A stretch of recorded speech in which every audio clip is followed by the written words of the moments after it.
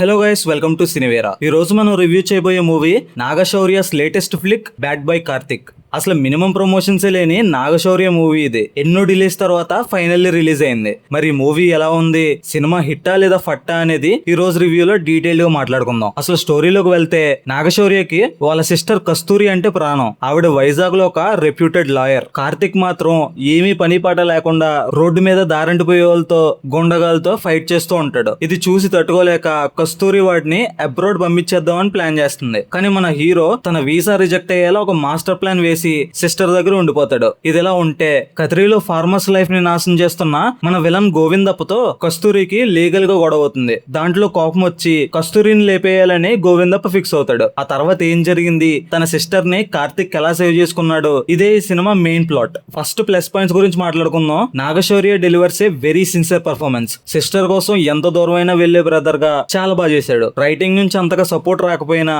శౌర్య మాత్రం తన బెస్ట్ ఇచ్చి ప్రొసీడింగ్స్ ని ఎలివేట్ చేశాడు. ఆన్ స్క్రీన్ చాలా స్టైలిష్ గా అండ్ చార్మింగ్ గా ఉన్నాడు. శ్రీదేవి విజయ్ కుమార్ కూడా తన రోల్ కి పర్ఫెక్ట్ జస్టిస్ చేసింది. ఇక మూవీకి పెద్ద హైలైట్ ఏంటంటే కదిరి జాతర బ్యాక్ డ్రాప్ లో వచ్చే interval fight sequence. Massive crowds మధ్యలో ఆ షార్ట్ ఎగ్జిక్యూషన్ అండ్ కొరియోగ్రఫీ చాలా ఎఫెక్టివ్ గా సెట్ అయింది. ఇక మైనస్ పాయింట్స్ విషయానికి వస్తే లిస్ట్ చాలా పెద్దదే. కాన్సెప్ట్ ఏంటంటే ఒక రూత్లెస్ వెల్ ను పూర్ అండ్ ఇన్నోసెంట్ ఫార్మర్స్ ని ఇబ్బంది పెట్టడం, మన హీరో ఎంట్రీ ఇచ్చి వాళ్ళని సేవ్ చేయడం. ఇలాంటి ఫార్ములాటిక్ స్టోరీస్ టాలీవుడ్ లో చాలా చూసాం. ఆడియన్స్ కి రొటీన్ ప్లాట్స్ తో ప్రాబ్లం లేదు, కానీ ప్రెజెంటేషన్ కొత్తగా ఉండాలి కదా. అక్కడే బ్యాడ్ బై కార్తిక్ చాలా డిసప్పాయింట్ చేసింది. ఫ్రేమ్ 1 నుంచి మూవీ ఆల్మోస్ట్ ఎవ్రీ ఫ్రేమ్ లో కూడా అవుట్ డేటెడ్ గా అనిపిస్తుంది. ప్రొడ్యూసర్లు డబ్బు బాగానే ఖర్చు పెట్టారు, కానీ ఆ ఫోకస్ ఏదో రైటింగ్ మీద పెట్టుంటే బాగుండేది. ఫార్మర్స్ ట్రాక్ లో అసలు ఎమోషన్స్ కనెక్టే లేదు. అయ్యో పాపం అన్న చిన్న ఫీలింగ్ కూడా రాలా. స్క్రీన్ ప్లే లో ప్రాపర్ ఫ్లో లేదు.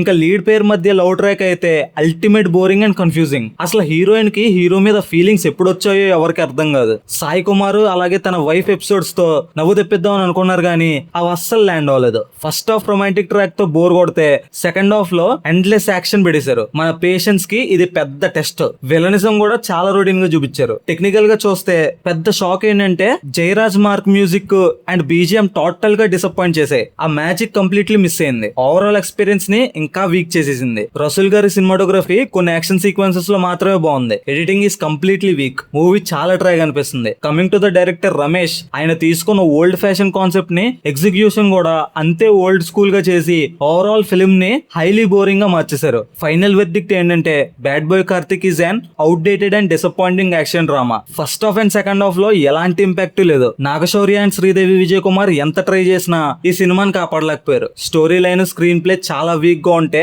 యాక్టర్స్ మాత్రం ఏం చేస్తారు చెప్పండి. కాంటెంపరీ టచ్ లేదు, ఎమోషన్స్ కనెక్ట్ అవ్వవు. అండ్ సెకండ్ హాఫ్ లో వచ్చే హెవీ యాక్షన్ మన పేషెన్స్ ని గట్టిగానే టెస్ట్ చేస్తాయి. నా సజెషన్ అయితే మీరు ఈ వీకెండ్ కి ఈ సినిమాని టోటల్ గా స్కిప్ చేసేయచ్చు, అదే బెస్ట్. ఈ సినిమాకి నేను ఇచ్చే రేటింగ్ 5/1. ఇది Naga Shaurya bad boy Karthik movie review. ఈ రివ్యూ వల్ల మీకు టైం వేస్ట్ అవ్వకుండా హెల్ప్ అయిందని అనుకుంటున్నా. వీడియో నచ్చితే ఒక లైక్ వేసుకోండి. సినిమా అప్డేట్స్ అండ్ రివ్యూస్ కోసం సబ్స్క్రైబ్ చేసుకోవడం మాత్రం మర్చిపోకండి.